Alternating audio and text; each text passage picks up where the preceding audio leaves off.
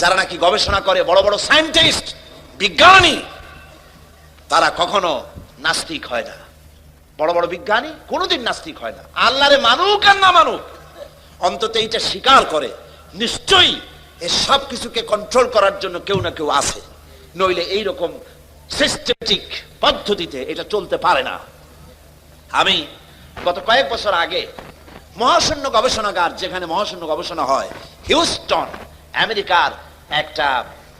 আমেরিকার একটা স্টেট, এখানে নাসা মহাশূন্য গবেষণাগারের কয়েকটা সেন্টার আছে। একটা হচ্ছে ওয়াশিংটন, একটা হচ্ছে ফ্লোরিডা, আর একটা হচ্ছে হিউস্টন।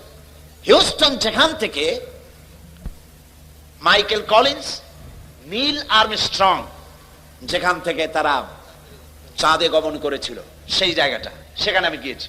হিউস্টন ইউনিভার্সিটিতে আমার প্রোগ্রাম ছিল।